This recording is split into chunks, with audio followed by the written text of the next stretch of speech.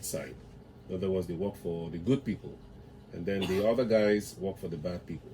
I'm not saying this guy here works for the bad people, no, but what's the opposite of ethical hacker again? Black hat hackers. Black. Yes. Why are they using the word black? Why not white hacker? No, ethical hackers are white hackers. Oh, ethical hackers are white hackers. Who told you that? We'll have to change the nomenclature of that. The black is beautiful. Anyway, Alexander is laughing. Okay, so let's start with Alexander. What is social engineering and how does it differ from traditional hacking? Okay. In my opinion, social engineering is people hacking. It's a hacking technique where we try to manipulate someone's psychology to get an expected outcome, different from what they would give on a normal. You try to play with their psychology, their emotions a lot of times, to get an expected something favorable to you.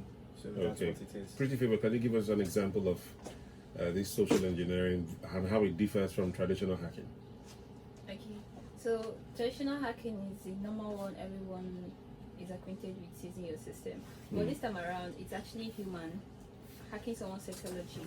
Probably you've actually studied this person, you want to get some private information to a company, to a database or something. You just have to like try to converse, ask some funny questions without indirectly telling them what you really want.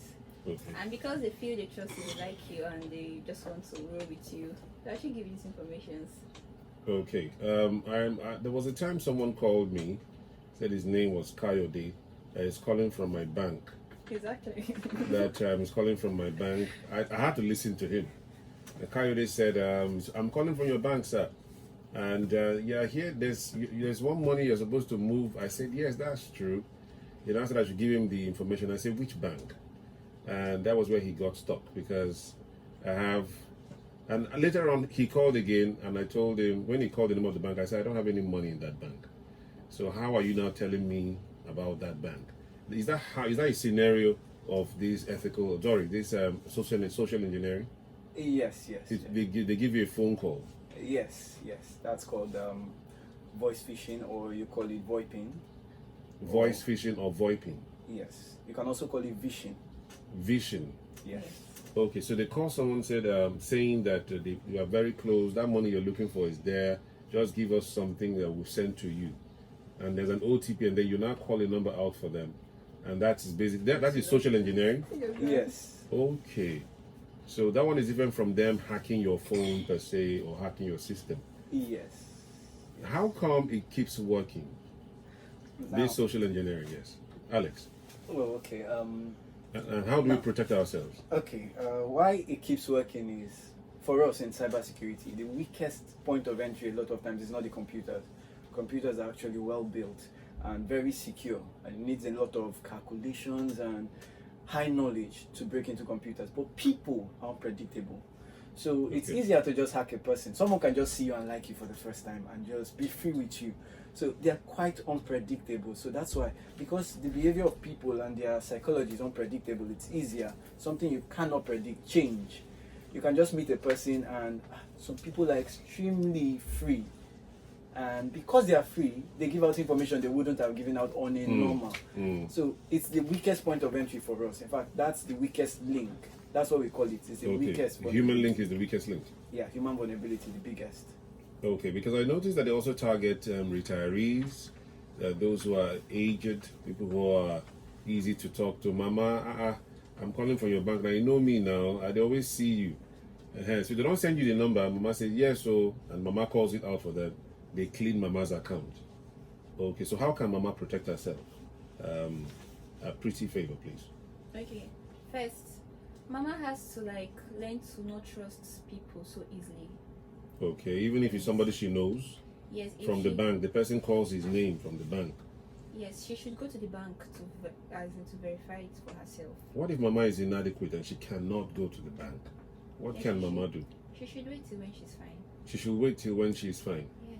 Wow, you're pretty favor. You're very sharp. So Mama has to wait till otherwise they'll blow her mind. Exactly. And they're waiting to collect that money that they sent to Mama from the UK. they're just waiting for mama because they heard that mama is to receive some dollars, and they've sent it to mama's account, and she got it, and mama has to physically go to the bank. Otherwise, a bad guy will just show up. Is that what you're saying? Well, and you can look at it like this. Mama should, in fact, mama is listening to this show now. It's the first step, that awareness. Okay. She's aware that this kind of thing is possible because there are a lot of social engineering techniques that will blow your mind. Sincerity. Listen to this show, she's aware. The next thing is everybody should have a zero trust mentality.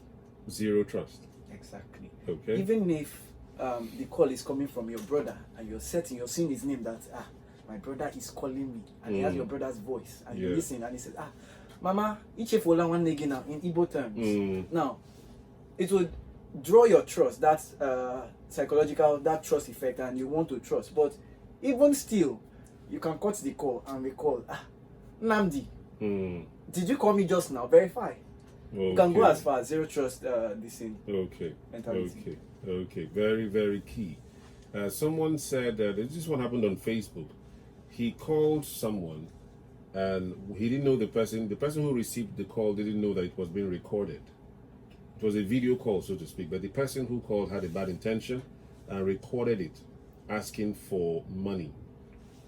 And then used that video to send to the guy's friends, hacked the guy, and used the person's account to send to family and relatives that I need help. So when they see it, the person is saying, I need money, I need help. So someone now had to call the person's sister, says, your brother say he needs help. And then say, our brother is here with me. When did he reach out to you that he needs help? So what's that one called? The Facebook owner, where there's a video involved, versus the guy said, I'm engineer Ima, I have a job in this shell in Bielsa. What's that video one called? Well, I wouldn't really give it a name, but I want to give it a name, but I would just hang on first until there's a name, because a lot of new techniques out. This one in specific, that one is just a lower version. It's actually the one, they kind of identity theft. It's identity theft through, but there's this one, they kind of pick up someone's image and do a face replica of that person, and they're doing a video call with you, and you're seeing the person you trust. And they've even copied the person's voice, and they're on a video call with you. You're seeing the person's face. How do you verify at that point? So that's basically using AI. Yes. And deep face learning. Okay, that is how they've come to now. Yes. And you're seeing the person. At that point, you're like, God take the wheel. So how do we protect ourselves against such? That's why I still told you zero trust mentality. Zero trust mentality. Awareness. Understand that these things exist.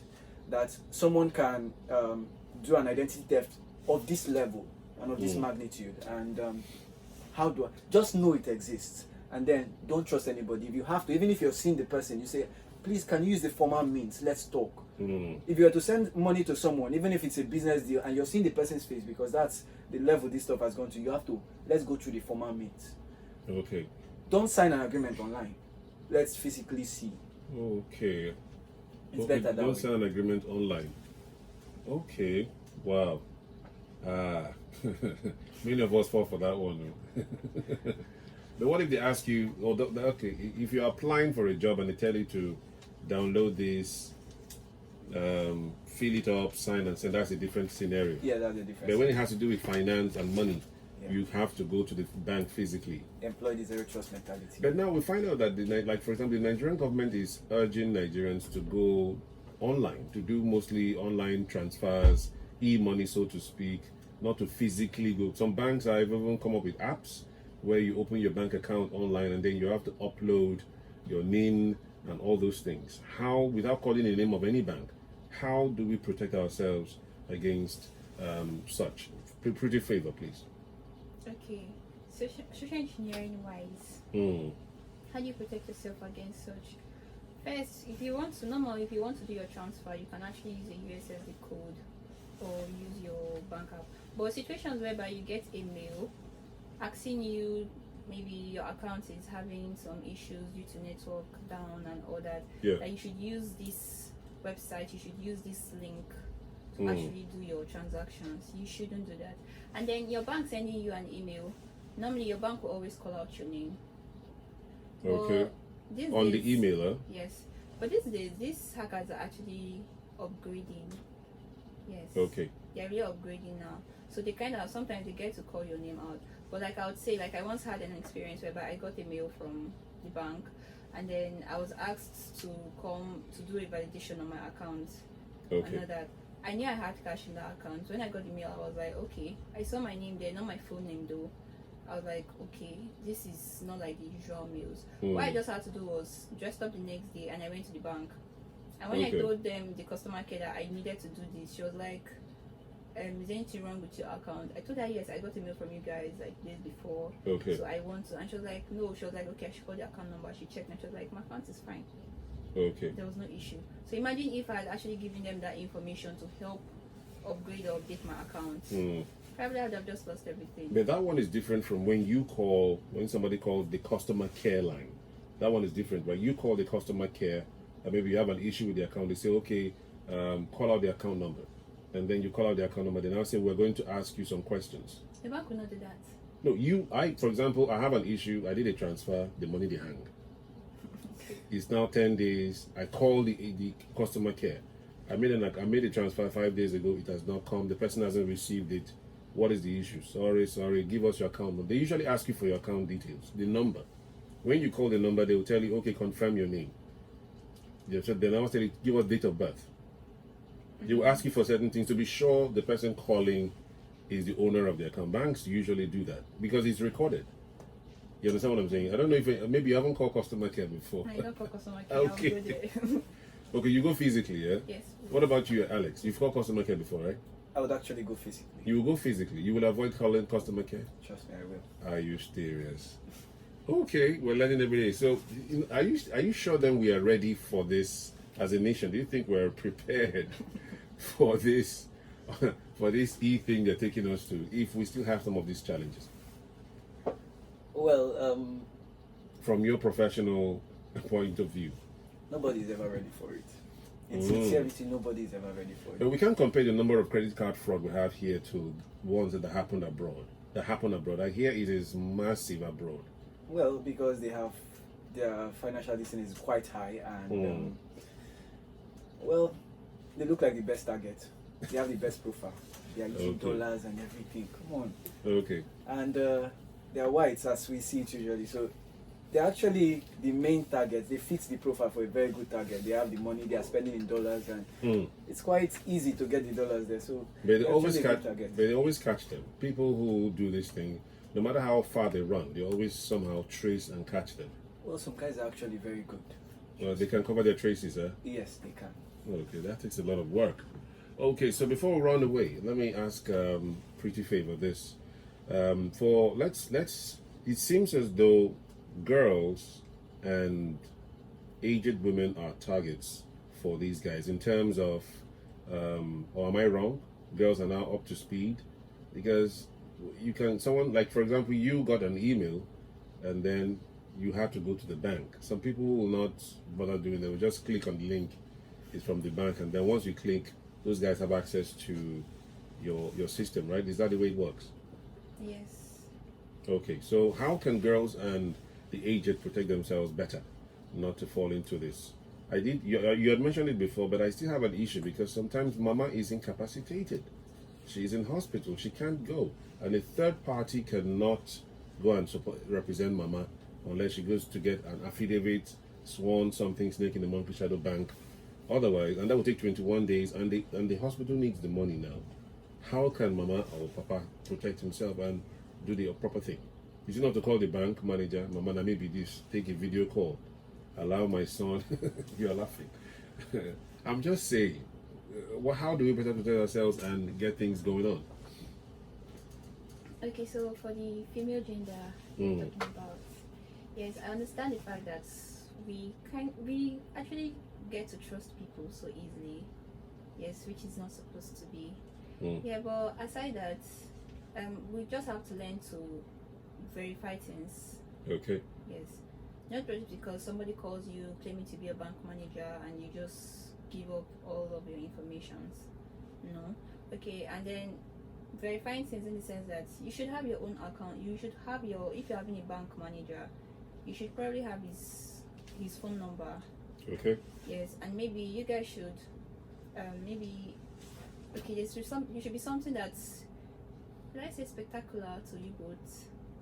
Something Maybe, particular? yes, maybe the way he Specific. calls you. Yeah, maybe the way he calls you, or there's a line. Like there's a friend of mine that even if after many years he calls me, there's one word he would always say, yeah.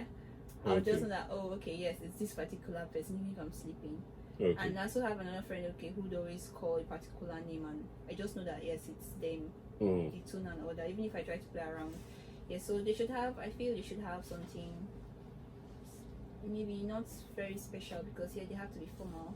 Okay. Yes, but she should always verify. She should not just be so quick. Okay. to So give us you information. people are zeroing in on the trust factor. It has to be, whether you know the person or not, no matter how close you are with the person or to the person, you have to be professional and guard your information and your bread. You want to chip something in there? Yeah. Okay. Now, for people to be safe, apart from their awareness, knowing that these things exist, and the zero trust policy, there's one thing. There's a way social engineering happens. You have to know how it happens, so you don't get to be a victim. We Okay. hackers most of the times get hacked. In fact, we are the most. Get hacked most of the times, more than normal people, because of our nature of job and what we do. So we get hacked most of the time. Okay. Now, you have to know how it happens. You don't give out too much information. If I was given a job to hack a bank, and it's a social engineering job, because they actually give you that description, just social engineering. Let's see if our people are good, if they can keep information. I can get to that bank. Imagine I walk up straight to the customer care. Now I'm giving you a case scenario so you get to understand how these stuff happen. Okay. I want to hack the bank. I need to have enough information. Customer care is always women. You have these guys, they are very beautiful women. It's nice. So in my field of study now, I walk up to the woman and I told you we kind of manipulate people's psychological behavior, try to get them to trust you and try to manipulate them to give some kind of reaction. And I walk up to the lady there and I say, hello, please, I have an issue with my account and I've not been able to do this or this. And she's like, how? Okay, let me look into your account. Give me your details. I'm giving her my details. My phone is set to ring. And it rings and I'm like, hello. The way I'm dressed, probably I'm dressed with a suit, a nice briefcase, and and I'm like, I need to catch a flight. She's listening, and I know she's listening in on the call, and I'm acting as if I don't know, and she feels, this guy he has money. I've given her that impression there's money first, and I'm like, okay, please, I need to go. Can you email me this stuff? Please, I would really appreciate it. I'm late, I need to catch up something. This is my confidential data, it's private, it's formal. Please don't use your normal mail. Could you please use your office mail to mail it to me? And while I'm talking, I'm like, sorry, I realized something. You're really beautiful. I would love to talk to you some other time. Maybe I just say, okay, here's my number. And for the stress, I just drop maybe a few bucks. Okay. And she's like, there's money. Nobody just gives out money in this time now. The economy is not really favoring a lot. So you drop money and she's like, this guy is good on. And she's like, okay, send it to me. Can I have your number? What's your name? I've gotten her name. Where are you from? You look like you're from this state or this state. And she's like, what's the last name? Just tell me the last name, I'll guess. Okay. She gives me her last name. Now, she's like, she has given me her name, her state, her private company email, and her phone number. Yeah. So I have a good profile about her that maybe I could create a profile and impersonate her to the company. And if she gives me a company email, I would know the syntax, how the company email is usually arranged. I can decide to now spoof the company email and get other emails and know how to message some other person on the company. Just by talking to one person within 5 minutes. Exactly. La la la. Surprise. So you see, I can even email her back a virus because she sent me from her company email. And you wonder how I get into the company's. I can just email. She sent me not with her personal email, her company email. And I can email her back a virus. In form of maybe a document. I say, okay, just read it. And she opens it on her system. I have access to her computer. That's where it starts. Check out other things I can do. Maybe she runs transactions there. I can check out other people's accounts from her computer. It's as complicated as that and easy to do. Genius, I must say. Okay, so I won't be giving her my personal stuff again. Okay, but the funny thing is that this is social engineering within 5 minutes. Some people can take 1 month just to get this information. True. Some can take a year just to be gathering, get the names of our children, and then begin to work on what the passwords will be. And then some people might, okay, I understand. Okay. I hope the bank won't sack that staff by the time you get in like that. Thank you very much, guys, for coming through, and it's been a pleasure. We learned quite a lot. That's pretty much. Thank you very much, guys, for coming through. You're welcome. Pretty Favor, Aliezi, and AK Alexander. It's been a pleasure. So get yourselves ready for the